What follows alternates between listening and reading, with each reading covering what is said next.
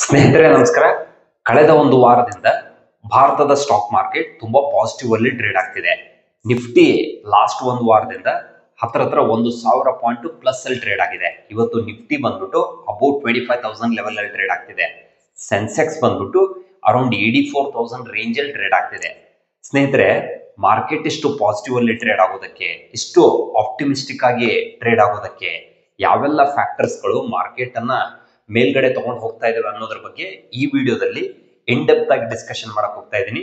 ಸ್ನೇಹಿತರೆ, ವಿಡಿಯೋ ಸಖತ್ ಇಂಟ್ರೆಸ್ಟಿಂಗ್ ಆಗಿರುತ್ತೆ. ಕೊನೆವರೆಗೂ ಈ ವಿಡಿಯೋನ ತಪ್ಪದೆ ನೋಡಿ. Let's get started. ಸ್ನೇಹಿತರೆ, ಮಾರ್ಕೆಟ್ ಇಷ್ಟು ಪಾಸಿಟಿವ್ ಅಲ್ಲಿ ಟ್ರೇಡ್ ಆಗೋದಕ್ಕೆ ಮೊದಲನೇ ಕಾರಣ ಬಂದ್ಬಿಟ್ಟು ಇಸ್ರೇಲ್ ಮತ್ತು ಇರಾನ್ ನಡುವೆ ಲಾಸ್ಟ್ ಒಂದು 15-20 ದಿನದಿಂದ ಕಂಟಿನ್ಯೂ ಆಗಿ ಯುದ್ಧ ನಡೀತಾ ಇತ್ತು.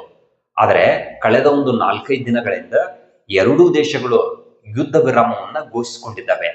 ಈ ಒಂದು ಫ್ಯಾಕ್ಟರ್ಸ್ ಮಾರ್ಕೆಟ್ ನಲ್ಲಿ ತುಂಬಾ ಪಾಸಿಟಿವ್ ಸೆಂಟಿಮೆಂಟ್ ಅನ್ನ ಕ್ರಿಯೇಟ್ ಮಾಡಿದೆ.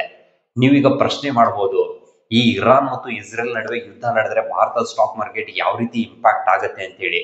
ಸ್ನೇಹಿತರೆ, ಇರಾನ್ ಇದೆಯಲ್ಲ, ವಿಶ್ವದಲ್ಲಿ ಅತಿ ಹೆಚ್ಚು ಕ್ರೂಡ್ ಆಯಿಲ್ ಅನ್ನ ಮ್ಯಾನುಫ್ಯಾಕ್ಚರ್ ಮಾಡುವಂತ ಒಂದು ದೇಶ. ಭಾರತ ಈ ಇರಾನ್ ನಿಂದ 80% ಆಫ್ ಕ್ರೂಡ್ ಆಯಿಲ್ ಅನ್ನ ಇಂಪೋರ್ಟ್ ಮಾಡ್ಕೊಳ್ಳುತ್ತೆ. ಆ ಕಾರಣದಿಂದಾಗಿ ಇರಾನ್ ನಲ್ಲಿ ಏನಾದರೂ ಪ್ರಾಬ್ಲಮ್ ಆದ್ರೆ ಭಾರತದ ಇಕಾನಮಿ ಮೇಲೇನೂ ಕೂಡ ಸ್ವಲ್ಪ ನೆಗೆಟಿವ್ ಇಂಪ್ಯಾಕ್ಟ್ ಆಗುತ್ತೆ. ನೀವೀಗ ಪ್ರಶ್ನೆ ಮಾಡಬಹುದು, ಈ ಕ್ರೂಡ್ ಆಯಿಲ್ಗೂ ಇಕಾನಮಿಗೂ ಏನ್ ಸಂಬಂಧ ಅಂತ ಹೇಳಿ. ಸ್ನೇಹಿತರೆ, ಯಾವುದೇ ಒಂದು ದೇಶದ ಇಕಾನಮಿನಲ್ಲಿ ಕ್ರೂಡ್ ಆಯಿಲ್ ಅನ್ನೋದು ಮೇಜರ್ ರೋಲ್ ಅನ್ನ ಪ್ಲೇ ಮಾಡುತ್ತೆ. Crude oil is the very essential raw material for petrol, diesel, gas and kerosene. ಯಾವಾಗ ಕ್ರೂಡ್ ಆಯಿಲ್ ಪ್ರೈಸ್ ಇನ್ಕ್ರೀಸ್ ಆಗುತ್ತೆ, ಆಟೋಮೆಟಿಕ್ಲಿ ಪೆಟ್ರೋಲ್, ಡೀಸೆಲ್, ಗ್ಯಾಸ್ ಇವೆಲ್ಲವೂ ಇನ್ಕ್ರೀಸ್ ಆಗುತ್ತೆ. ಸೊ ಈ ಎರಡೂ ದೇಶಗಳ ನಡುವೆ ಸದ್ಯದ ಮಟ್ಟಿಗೆ ಯುದ್ಧ ವಿರಾಮ ಘೋಷಣೆ ಆಗಿರೋದ್ರಿಂದ ಕ್ರೂಡ್ ಆಯಿಲ್ ಪ್ರೈಸ್ನು ಕೂಡ ಕಂಟಿನ್ಯೂ ಆಗಿ ರೆಡ್ಯೂಸ್ ಆಗ್ತಿದೆ. ಇದು ಕೂಡ ಮಾರ್ಕೆಟ್ ನಲ್ಲಿ ಒಂದು ಪಾಸಿಟಿವ್ ಸೆಂಟಿಮೆಂಟ್ ಅನ್ನ ಕ್ರಿಯೇಟ್ ಮಾಡಿದೆ.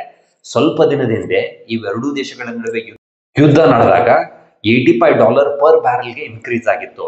ಲಾಸ್ಟ್ ಒಂದು 4-5 ದಿನದಿಂದ ಇವಾಗ ಕ್ರೂಡ್ ಆಯಿಲ್ ಪ್ರೈಸ್ ಬಂದ್ಬಿಟ್ಟು $65 ಪರ್ ಬ್ಯಾರಲ್ಗೆ ರೆಡ್ಯೂಸ್ ಆಗಿದೆ. ಇದು ಕೂಡ ಮಾರ್ಕೆಟ್ ನಲ್ಲಿ ಒಂದು ಪಾಸಿಟಿವ್ ಸೆಂಟಿಮೆಂಟ್ ಅನ್ನ ಕ್ರಿಯೇಟ್ ಮಾಡಿದೆ. ನೆಕ್ಸ್ಟ್ ಪಾಯಿಂಟ್ ಬಂದ್ಬಿಟ್ಟು ರುಪಿ ಅಪ್ರಿಸಿಯೇಷನ್ ಅಗೇನ್ಸ್ಟ್ ಡಾಲರ್. ಸ್ನೇಹಿತರೆ, ಲಾಸ್ಟ್ ಒಂದು 15-20 ದಿನದಿಂದ ಭಾರತದ ರೂಪಾಯಿ ಮೌಲ್ಯ ಡಾಲರ್ ಎದುರುಗಡೆ ಕಂಟಿನ್ಯೂ ಆಗಿ ಅಪ್ರಿಶಿಯೇಟ್ ಆಗ್ತಿದೆ. ಈಗ ನೀವೆಲ್ಲ ಪ್ರಶ್ನೆ ಮಾಡಬಹುದು, ರುಪಿ ಅಪ್ರಿಶಿಯೇಟ್ ಆಗೋದಕ್ಕೂ ಡಾಲರ್ ಡಿಪ್ರಿಶಿಯೇಟ್ ಆಗೋದಕ್ಕೂ ಏನ್ ಸಂಬಂಧ ಅಂತ ನೀವು ಪ್ರಶ್ನೆ ಮಾಡಬಹುದು.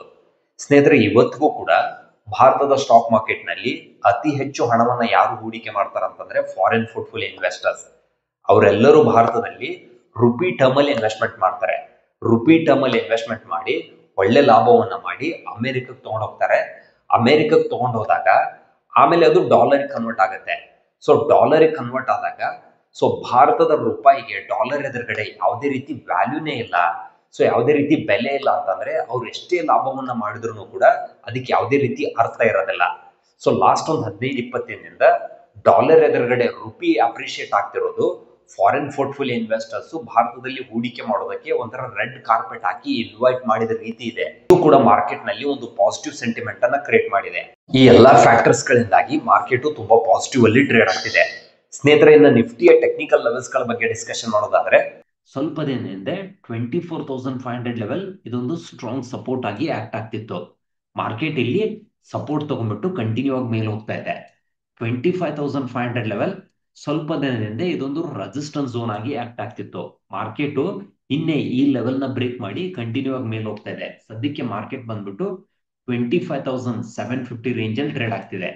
ಸೊ ಮಂಡೇ ಏನಾದ್ರು ಮಾರ್ಕೆಟ್ ಇದೇ ರೀತಿ ಕಂಟಿನ್ಯೂ ಆಗಿ ಮೇಲ್ ಹೋಗಿ ಸ್ಟಾರ್ಟ್ ಮಾಡಿದ್ರೆ ನೆಕ್ಸ್ಟ್ ಬಂದ್ಬಿಟ್ಟು ಮಾರ್ಕೆಟ್ 26,000 ವರೆಗೂ ಹೋಗೋ ಚಾನ್ಸಸ್ ಇದೆ. ಸದ್ಯಕ್ಕೆ ಮಾರ್ಕೆಟ್ ನಲ್ಲಿ 26,000 ಲೆವೆಲ್ ಒಂದು ಹೊಸ ರೆಸಿಸ್ಟೆನ್ಸ್ ಝೋನ್ ಆಗಿ ಆಕ್ಟ್ ಆಗುತ್ತೆ. 25,500 ಲೆವೆಲ್ ಇದೊಂದು ಸಪೋರ್ಟ್ ಝೋನ್ ಆಗಿ ಆಕ್ಟ್ ಆಗುತ್ತೆ.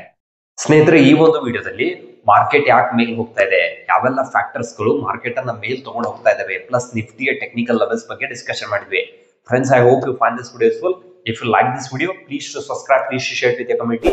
If you want to learn more about investment and trading, you can explore my online course. Thank you so much.